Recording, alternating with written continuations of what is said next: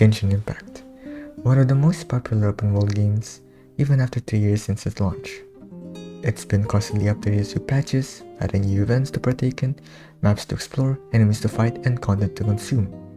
It still remains one of the most profitable gacha games of all time, and still one of the most talked about ever since its release. However, despite its popularity and the hours upon hours of content to consume in the game, I've grown tired of it, and I now find the game to be disappointing and quite boring. I personally think there's a lot of problems with the game itself that I'll be mentioning later on in the video. And yes, I'm aware 4.8 has been released recently, even though the update added many new features. I still think there are problems with the game that should be talked about and need to be addressed. And well, I've spent around 3 years of my life playing this game, so I thought why not give an honest review of the game or retrospective and talk about it, and to answer the following questions. Has the game gotten better? And is it worse to play Genshin Impact in 2024? Well, listen, I don't hate the game. I don't mean any hate towards the game itself or the developer. I'm not hating for the sake of hating. I'm simply just talking about what the game could do better and what could be improved upon in future updates, if possible. This is my first ever review of a game and retrospective I've played for years, so enjoy the video and thank you. Also, warning dear viewer, sorry. I do stutter a lot while I'm talking and recording, so I apologize in advance if my pronunciations are wrong or if the things I say are probably weird and doesn't sound right. So sorry about that, but thank you. Watch the video. Thank you.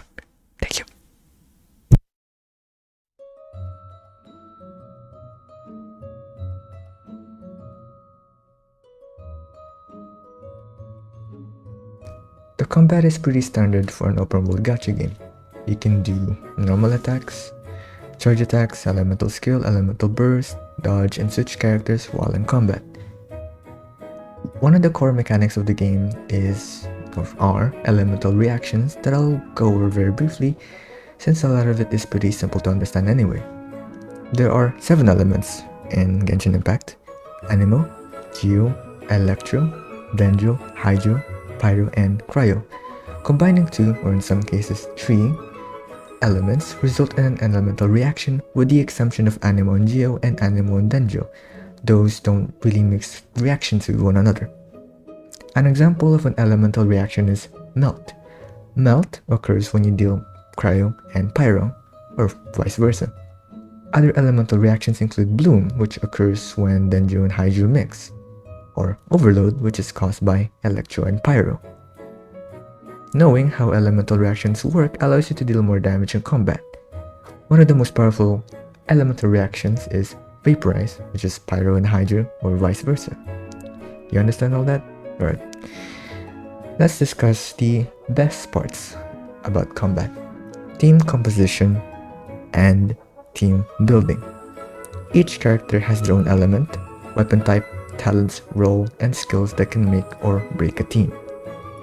The best team I've personally used is the Archon team, which consists of Iridian Shogun, Nahida, Venti, and Zhongli, or if ever I replace Venti with Furina, a team that focuses a lot on Electro and Dendro reactions, or crowd control. The Archon team mainly focuses on crowd control and Electro Dendro reactions. Raiden is used as the main DPS and Electro application. Nahida is used for Dendro application and Dendro reactions with the Electro. Vendi for crowd control with his elemental burst. Zhongli for sustainability because I'm terrible at dodging. And Furina for more Dendro Electro Hydro reactions and to boost the entire team's damage. Another team I use pretty often is Arlecchino, Yelan, Kazuha, and Zhongli. A team that specializes in making Arlecchino deal significant damage. Not the best, but still pretty good in my standard. However, that's all you can basically do when it comes to the combat system of the game. A repetitive cycle of doing normal attack, charge attack, elemental skills, elemental burst, switching characters, and the rotation in between switching characters. As I've mentioned, Each character has their own role and element. They can be categorized to damage dealers, sustain, and support. And characters can primarily either be an off-field character or an on-field character. An on-field character requires them to be active to deal damage and effective in their role, while off-field characters can fulfill their role without being active. For example, Arlecchino is an on-field damage character, while Furina is an off-field support character. Arlecchino mainly needs to be active for her to deal a significant damage and requires her to be active. For Rina, only needs to be switched out for a few seconds to use her elemental skill or burst and swap out to another character. Either the characters that you switched out on is a support or an on-field DPS. Team building is one of the most interesting part of the combat in this game, especially since you can experiment with other different characters to see which characters would synergize with one another. You can build a team of characters like this: on-field DPS, off-field sub-DPS, shield, heal, or on-field DPS, support, shield. Or you could just build an entire team with summons. That's also fine. The game supports a variety of different playstyles, and with the different characters in the game, you can build a team that suits your style. However, as I've said, the combat can be very repetitive and boring over time.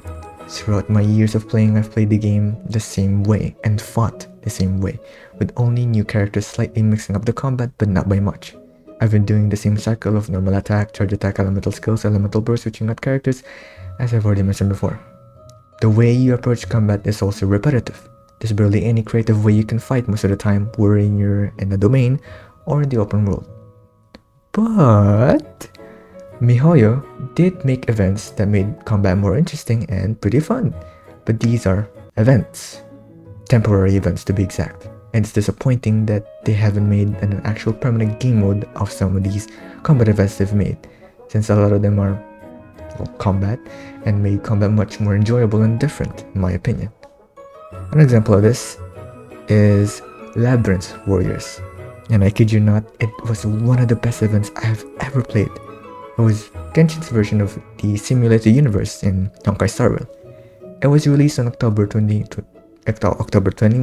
2021 and ended on November 8, 2021. It was essentially a roguelike game. I think the map's mostly a maze labyrinth with trials in each room. Rooms can have trials, chests filled with enemies, being able to change your team and such.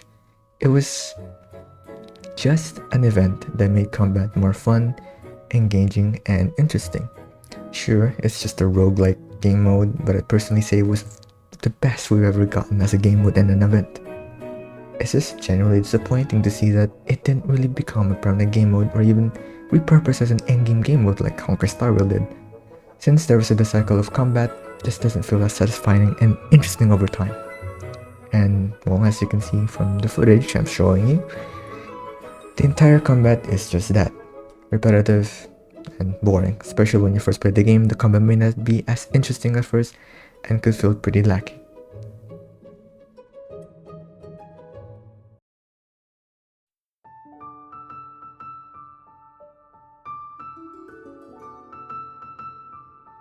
The open world of Genshin Impact is one of the main selling points of the game. Well, one of the main selling points anyway. You find yourself in the world of Teyvat, which is separated into 7 nations. Currently, we have Mondstadt, Liyue, Inazuma, Sumeru, and Fontaine, with Natana's Nationality not released yet as of this video. There's a lot you can do in the open world. You can explore, open chests, solve puzzles, collect Oculane, redeem them in the Statue of the Seven, unlock domains, discover shrines, fight enemies, mini-bosses, and such. Teyvat generally looks very pretty. I'm not an expert at game design and graphics or anything like that, but I seriously think Genshin Impact looks beautiful. Not to mention the music that accompanies you while you're exploring adds so much of the immersion and life to the environment. From Mondstadt, the City of Freedom, Liyue Harbor, Inazuma City, Grand Narukami Shrine, Sumeru City, Vanarana, Opera Epiclese, and Merusei Village are just some of the locations that show how beautiful the game really is. I do apologize if I butchered any of the pronunciations of those locations. Some locations, or some nations, when you explore have gimmicks unique to their nation. For example, Inazuma's Thunder Sphere, which allows you to travel to another location very quickly, and electro cities being way faster than regular cities you find in the open world, and sometimes have been used to solve puzzles when you explore Inazuma. Another example is being able to explore underwater in Fontaine. The gameplay, of course, is pretty different. You can absorb sea creatures with different powers and use them for either combat or solving puzzles. However, as I've mentioned before, despite the world of Genshin being huge and vast, the more time you spend in this game, the exploration can get pretty boring too, mind you, and tedious at worst. Despite it being one of the main reasons why people play the game and gain an interest in exploring the world, it loses its charm over time. Personally, I kind of do agree, that the world of this game is beautiful and huge, but at the expense of it, just exploring for the sake of exploring. Exploring to your heart's content became less of a priority to me because it doesn't feel like I'm exploring to my heart's content. Exploring the game now mainly feels like a chore for collecting primo gems to pull and nothing else. I really used to love exploring new regions, locations, points of interest, and being fascinated by everything. But nowadays, with every region they've released past Inazuma, everything I do when I explore is just for the sake of getting primo gems and not because of an interest in the world. But the main story did motivate me to explore and continue playing the game, as the story genuinely becomes more interesting and layered when you reach Sumeru, which I can't say for Inazuma, which is the worst story, by the way.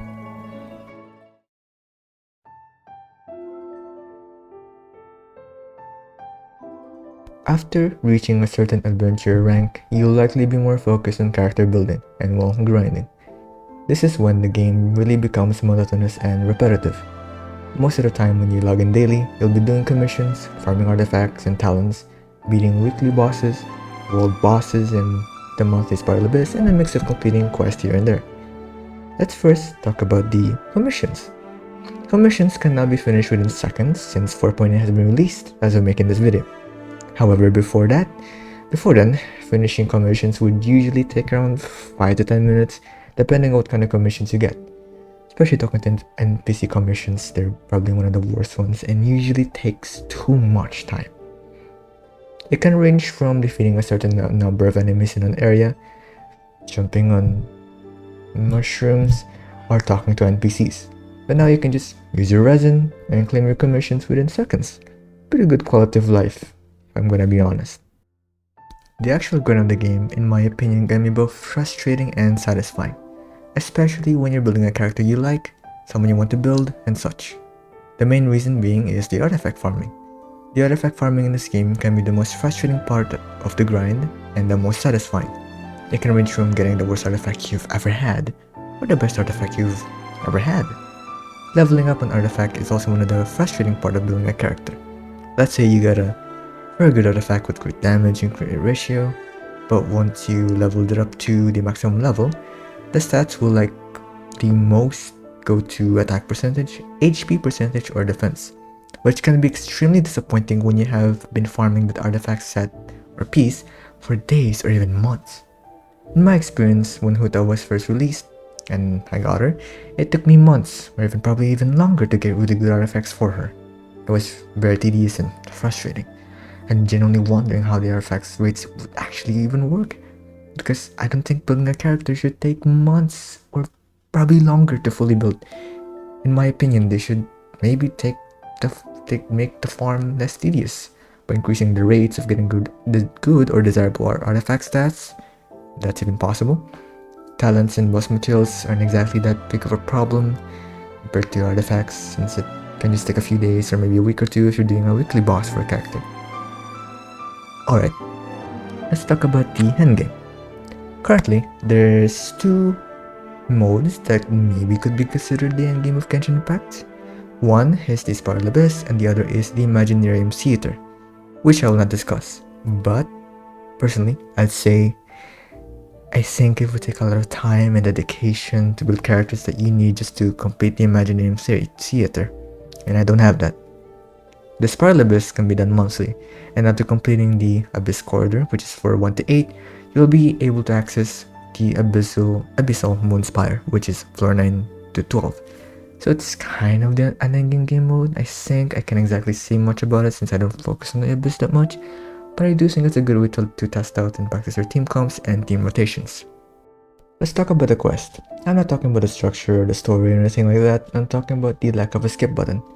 Before I say anything about why there should be a skip button, I want to mention that later on in the story of Genshin Impact it gets really interesting and the writing gets way better, just to put it out there. But the quests I'm going to refer to are side quests and the like. After, playing the game for 3 to 4 years, doing a lot of side quests, role quests and such, it can be generally very tiring and exhausting and boring to do. I personally just don't pay attention or nor care about the story context of these quests because at times the quests can take unnecessarily too long to finish, especially during the dialogue. I mostly have every quest on auto because I don't want to mindlessly keep clicking the left mouse button to skip the dialogue. To quote-unquote, skip the dialogue. I honestly just believe that the skip button can remedy that issue for players who don't care about the story and just want to explore and engage in combat, like myself. It's the main reason why I still have a lot of quests I haven't done, just because it just feels like a slog and a chore to do. And I probably will never do this quest for the same reason. It is because of a lack of a skip button.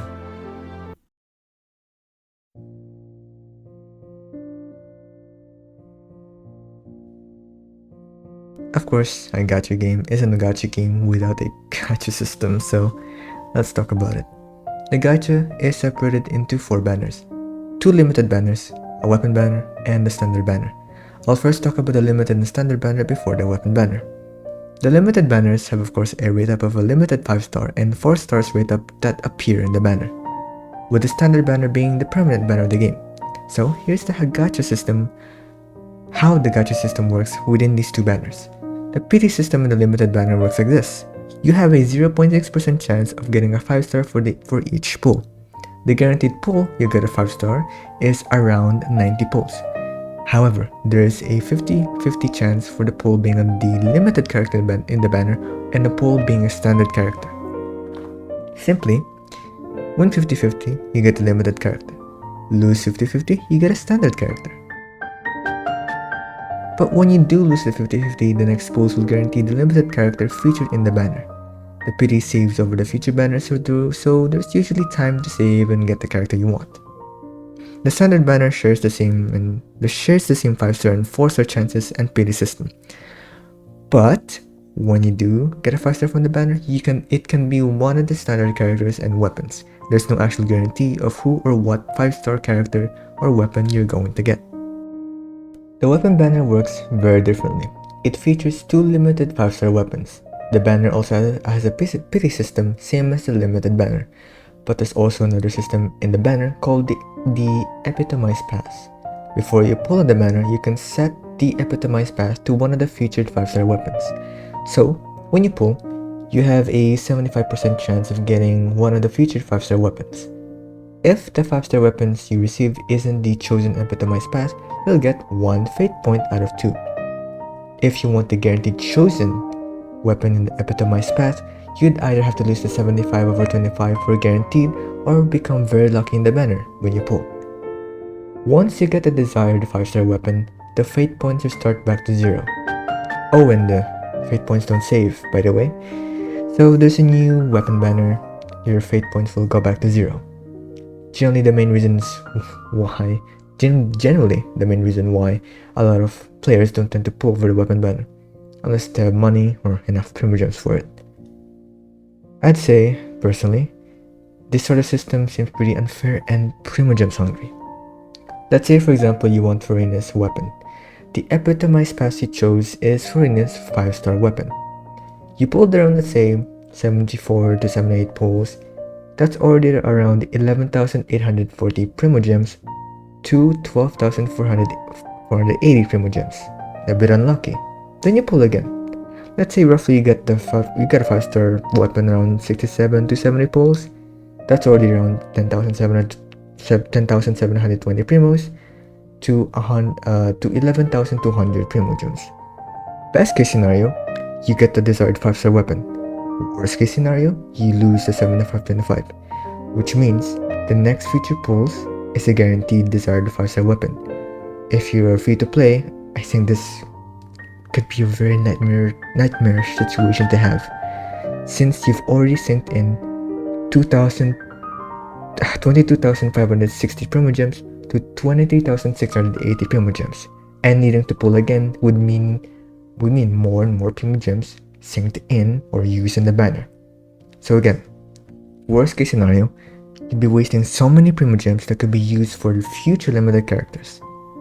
Best case scenario, you get very lucky when you decide to pull for the weapon banner.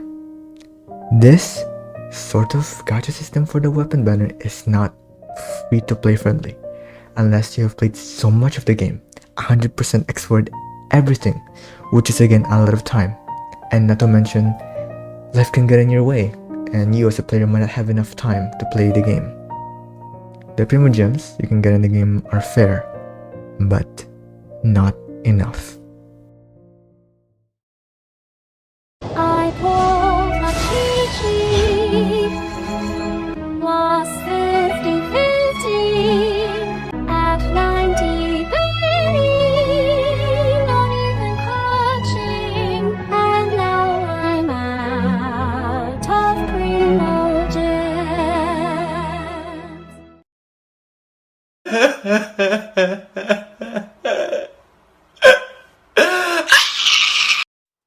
After years of playing the game, going through its bad times and good times, I personally think this game is the only game I've kept getting burnt out on. Taking multiple breaks in a year, I tend to come back to the game for months, sometimes only 2 weeks, then drop the game for 3 months. There could be a lot of reasons why burnout is such a common occurrence in the game. The personal reasons, such as maybe you're too busy studying at school, working, or just drop the game because it isn't fun or enjoyable anymore, and that's completely understandable. I've also made some points that might correlate to why players might quit the game, either temporarily or permanently. Of course, there could be other reasons. There's other games that other players might find more fun and move on from Genshin. In my experience though, the reason why I've gotten burnt out from the game, or grew tired of it, and a bit more negative about it over the years, is that realizing that the game isn't exactly that fun and that enjoyable of an experience for me. As I've said, the combat is lackluster and repetitive. The exploration can feel boring and tedious at times. The quest can take way too long and waste too much of my time. I genuinely wish there was a skip button for most of the quest. The grind just, I don't know, it felt so frustrating all the time, and I've been lacking a lot of motivation to continue grinding characters I plan to build. As much as I like the character or love the character, I can't fathom needing to build them over and over again and take weeks or even a month to fully build. I've made a lot of memories with the game. I played it with friends, grinded it with friends, and it was pretty fun. And the most fun I've had was literally spending 18 hours with my best friend exploring the way for Core Lapis to get Geoculus to max out the stash of the 7 for my world. I've spent money on the game. I've bought battle passes, bought Walker multiple times, bought Genesis crystals and such.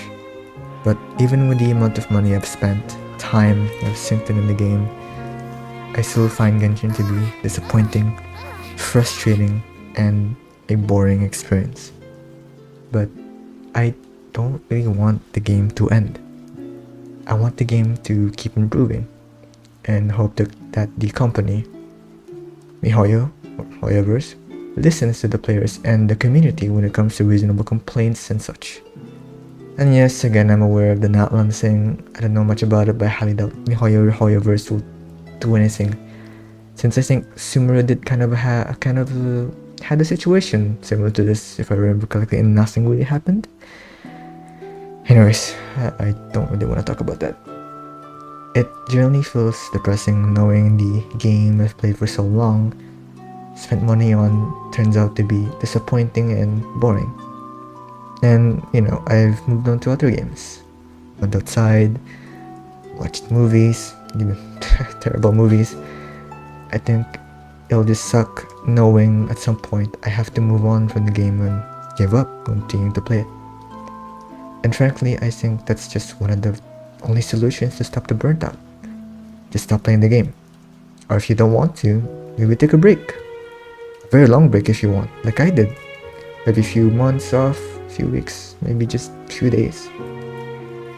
But lastly, I'd like to say the game has done this job for me. It occupied my time. It made me bond with some friends, had fun with them, and spent my time playing a game I've taken interest to.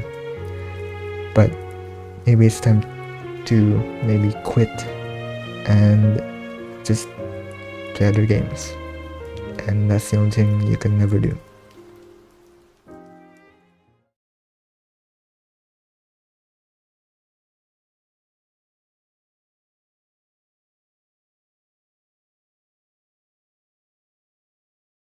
So, let's finally answer the question. Has Genshin Impact gotten better? Short answer, no. Of course not. Already explained a lot in this video, and gave out a lot of reasons that led to that answer. Long answer, well, let me just give a brief and short explanation, yeah. If you, dear viewer, have found an interest in Genshin Impact even after getting through this video, a lot of explanation, gameplay footage, then sure, go ahead and try it out for yourself if you ever want to. I can't stop you. Everyone has a choice and is entitled to their own opinion. With the release of 4.8, there's some good quality of life features that might help you in the long run if you're a newcomer wanting to try out Genshin Impact. And in my opinion, the game has not gotten any better. The combat is still repetitive.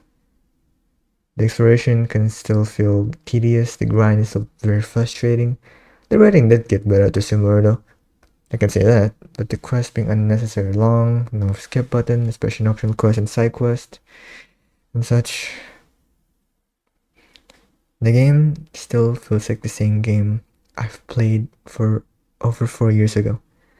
Even with a lot of updates, gameplay changes, gameplay mechanics, a new element being introduced during Sumeru, I'm still doing the same thing over and over again with barely any changes. The player retention in this game feels oddly low, at least in my experience.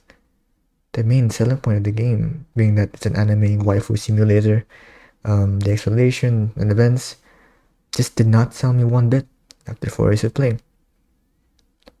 Or 3 to 4 years of playing.